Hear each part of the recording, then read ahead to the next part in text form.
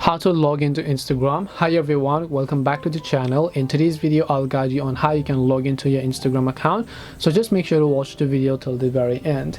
If you'd like to log into your Instagram account, now all you have to do is first of all make sure your Instagram app is updated to the latest version so that you don't face any issues during the login process. And now you can go ahead and simply open the Instagram app here.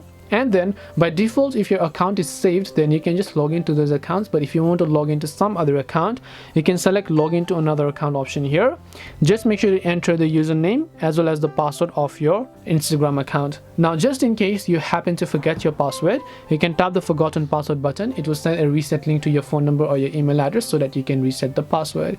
If you have not yet signed up or created an Instagram account, you can tap on the create new account option here to create a new Instagram account in this case.